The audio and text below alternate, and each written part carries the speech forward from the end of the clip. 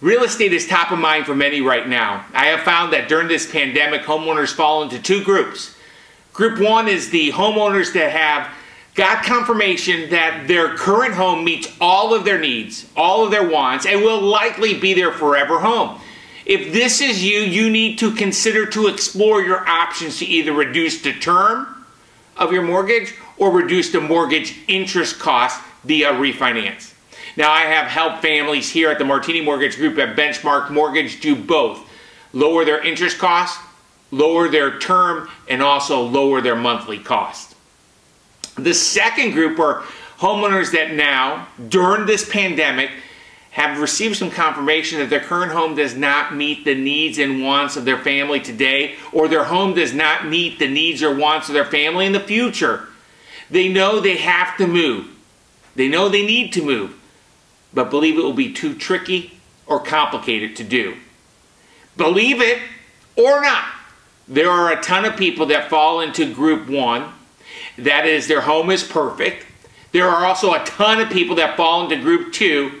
Their home does not right now or in the future meet their needs and wants. Sadly, the second group of people are not taking action for this or that reason. This episode, this special episode of the Martini Mortgage Podcast has a special guest that has a wealth of real estate knowledge and extensive experience in helping people during this pandemic. Her name is Lisa Quin with the Quin Realty Group. Episode 112 of the Martini Mortgage Podcast, I'm calling the top stressors of selling during a pandemic. This is the Martini Mortgage Podcast with Kevin Martini. Oh my gosh, today I am just super excited. I have for the second time the opportunity to have Lisa Quin in the house with Quin Realty Group based in Cary, North Carolina. Cary, North Carolina. And you know, Lisa, I got a lot to chit-chat about you because today I need you to know there's a lot going on. Amen. And I just want to kind of dive deep into it turbo fast real quick. I got about half a dozen or so questions, and I'm just honored that you're here with us, and let's just dive in. You got it. So, you know, with a lot of the families that I work with, and I'm sure a lot of the families you work with as well, the house, the home that they live in is their biggest asset of their life. Yes. It's also their biggest liability of their life. Now, you're based in Cary, I'm based in Raleigh, however, we all serve the entire triangle. And one of the things that's top of mind around pretty much all my clients that I work with, and probably you as well, is how is the real estate market working in a post or during pandemic world? Wow. You know, the last few months, Kevin, have been amazing on a lot of different levels. The bottom line is, for real estate in our local market, the combination of low interest rates and amazing housing opportunities in the area has created an incredible market for both buyers and for sellers. For sellers, the appreciation rates, we didn't take a hit during the pandemic era. If anything, it just continued to escalate and helped maintain that rise that we've seen over the last few months. For buyers, the dip and continued dip in interest rates has created the perfect environment. So for those buyers who, or for those clients who may have come to realize that the home they have may no longer fit their needs in a post-pandemic world, this is the perfect opportunity for a buy-up. And for sellers who are looking for an opportunity to maybe downsize or go into a different area, this is also a great opportunity for that as well. Now, there's some challenges that go along with it, but that's where you and I come into play to help work through those. Beautiful. So it sounds like real estate in the triangle is green and growing regardless of the pandemic. Absolutely. We have always, I tell my clients this, I work with a lot of people that are relocating from other parts of the country. And one thing that we are incredibly blessed with in this area is that we are so insulated from some of the impacts, economic impacts, pandemic impacts in other parts of the country. And honestly, I think it's the perfect combination of having a strong economy due to being in the capital city, our proximity to RTP, as well as the insulatory effect of being surrounded by 3 amazing universities in the Triangle. We've never had huge spikes. We've never ever had huge depreciation. We've maintained a constant, steady increase, and it makes for a very safe investment. Yeah, so I think that, please understand I don't practice real estate, but I think that it's kind of like the old adage or story, the tortoise and the hare. The Triangle has never been the rocket ship up in appreciation, but it's never been the rocket ship down in depreciation as well. We've been always the tortoise, just little gradual gains up and down and things of that nature. You know, I have found, and you're going to laugh at this, I promise you, I have found that there are 2 types of people out there that own homes today. Okay. I have found there's grouping number 1, that the pandemic has amplified that they are living in the right place to call home. It is their forever home. And for those people that if it is actually their forever home, it is smart, it is required they explore their options to refinance. Exactly. Then I also think there's a second group of homeowners out there that have found that the pandemic, how do you say, their home has not performed well for their family during the pandemic. Well, the dynamics change. The dynamics change. Yeah. And now as we're going into a different world with a lot of remote working and homeschooling and things of that nature, if somebody falls into that ladder, their home, maybe today, but most likely not in the near future, will meet their needs, or clearly does not meet their needs, is it the wrong time to actually sell? Oh, no. Okay. If there's one challenge that we have in the market right now, it is with a lack of inventory. There's tremendous buyer pressure out there. So there truly, it's an overused phrase, I think, but there truly has never been a better time to capitalize on the appreciation that we see. It's supply and demand. And if you're a seller and if you have a commodity to sell, now is the time to take advantage of that. And also, I read a report about Wake County that the medium priced house is about $315,000, $316,000. That's probably right.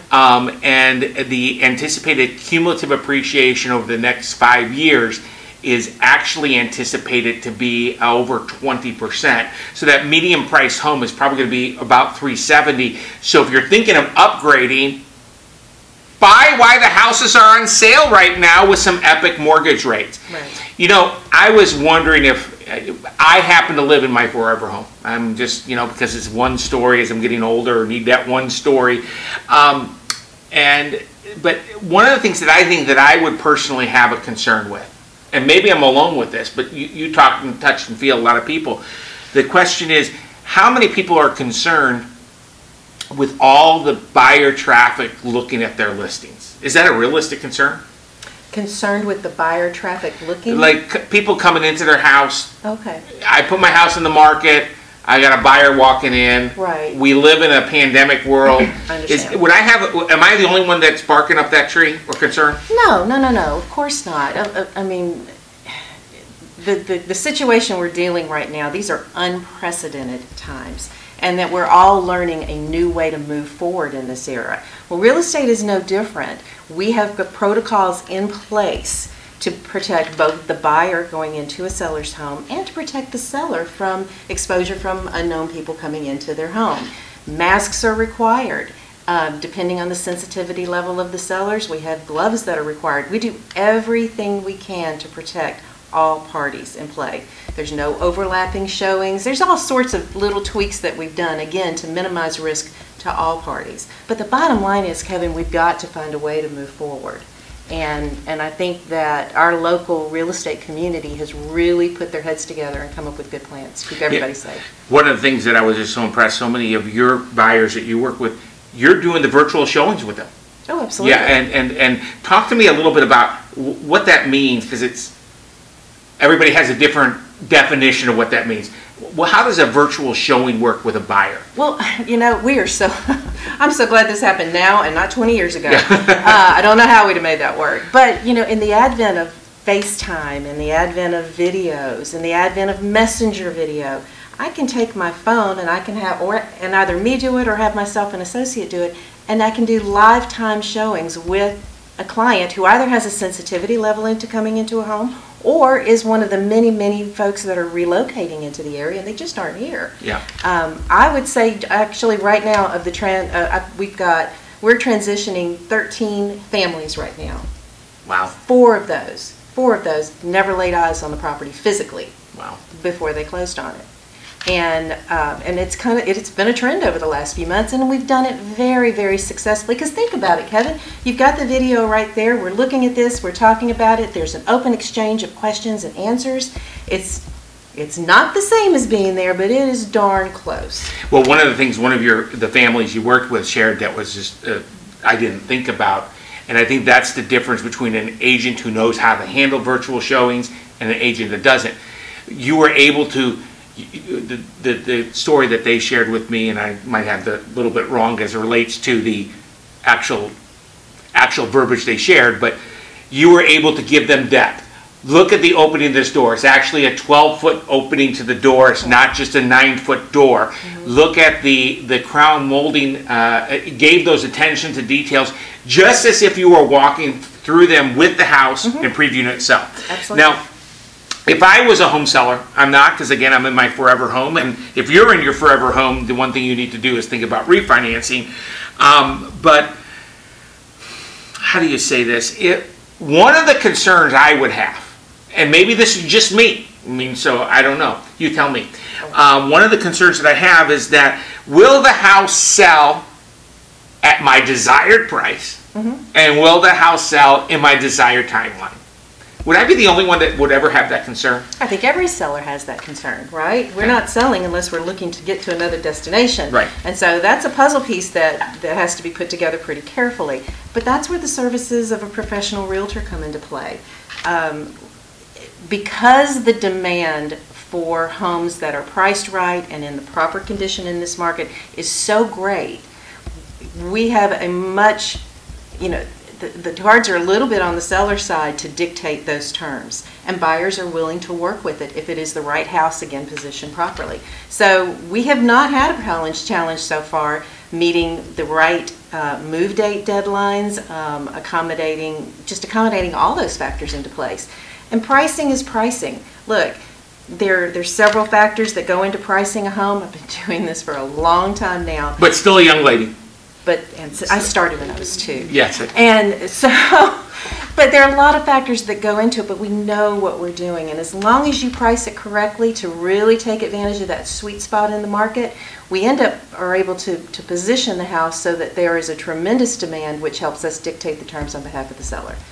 That's just what we do.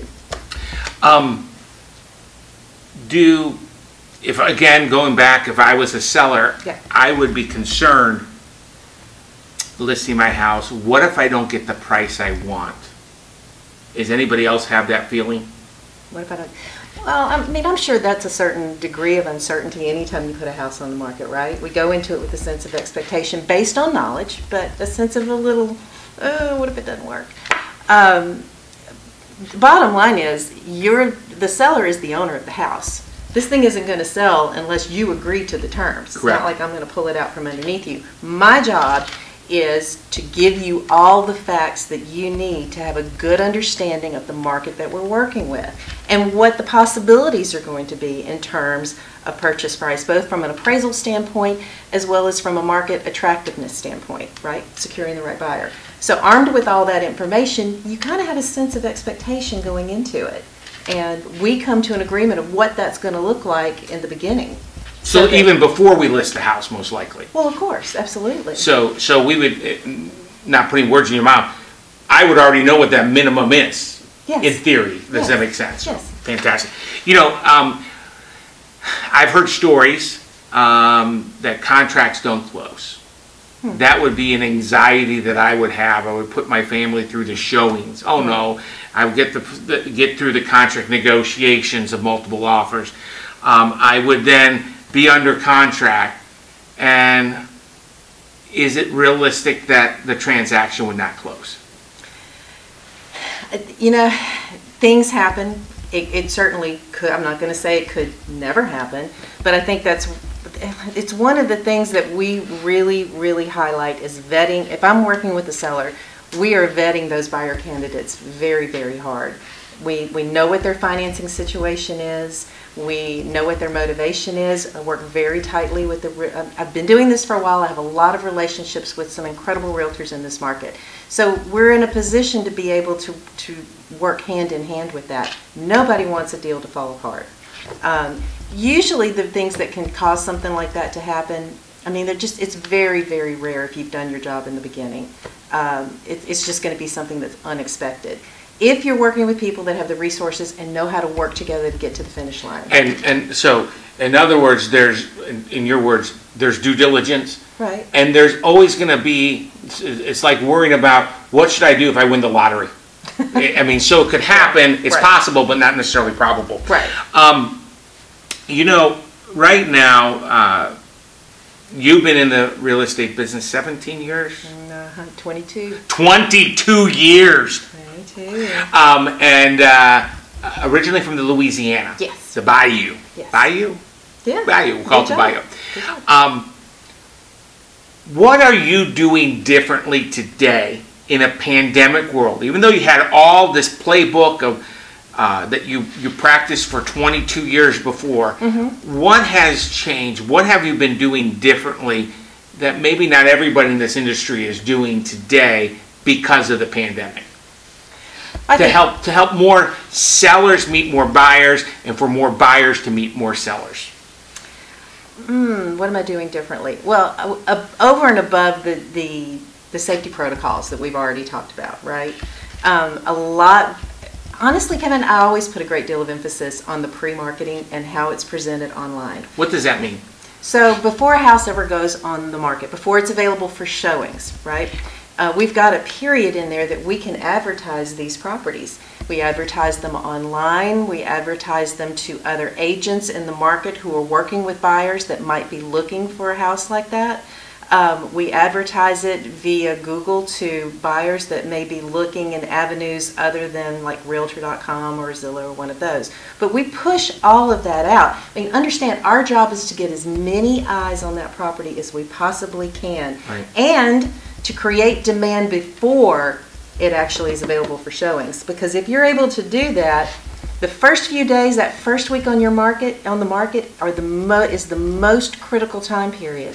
So what we try to do is to create enough demand so that when the floodgates, if you will, are open, everybody's looking at it. Everybody wants it. That's what creates the dynamic of multiple offers, which helps us secure the right terms for our seller.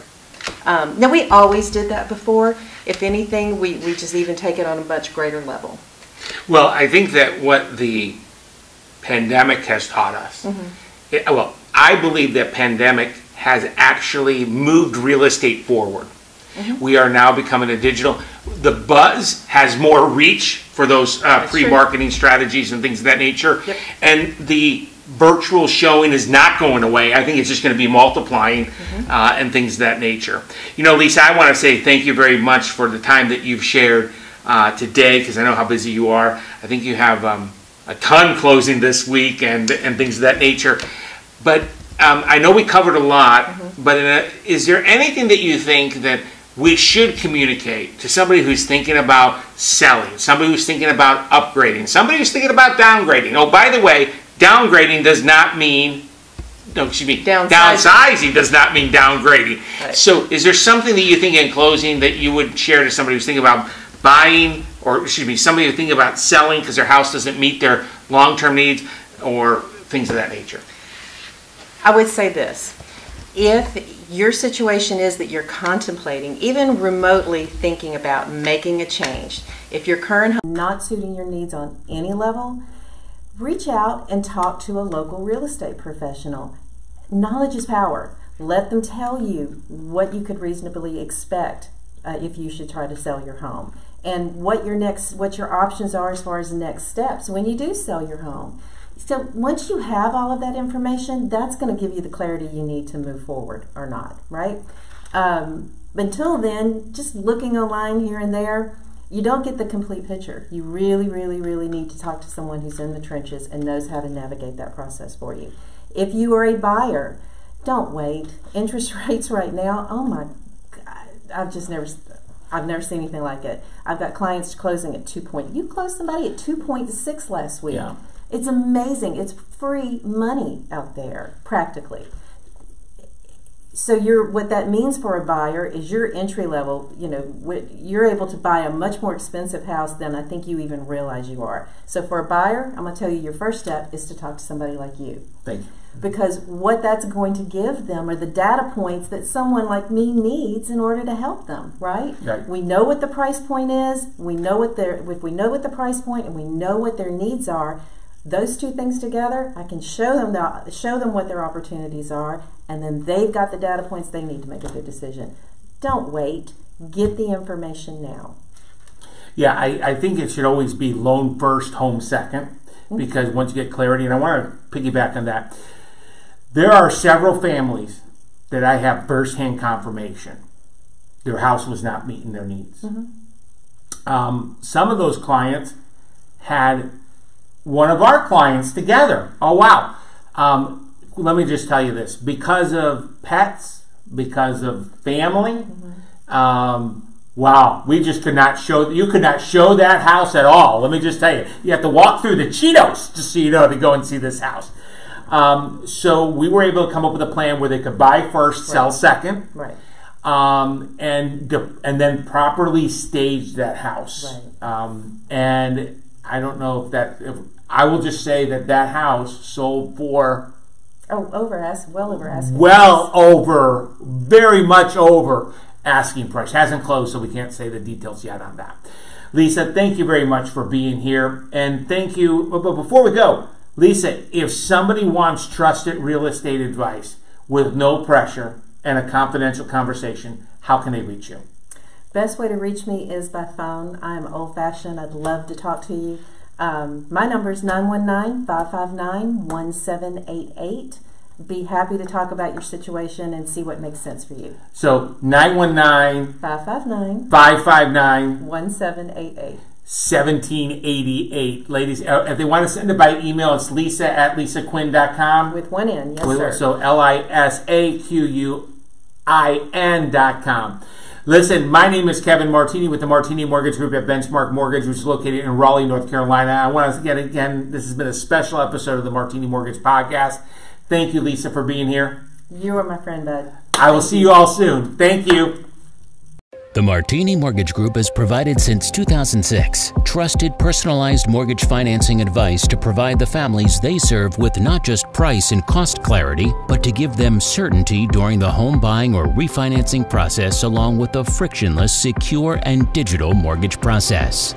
It should always be home loan first and then go find your home. If you or someone you care about has questions about the current mortgage rate environment or the unique home loan solutions the Martini Mortgage Group offers, we invite you to call by dialing 919-238-4934 or check them out on the web by going to martinimortgage.com.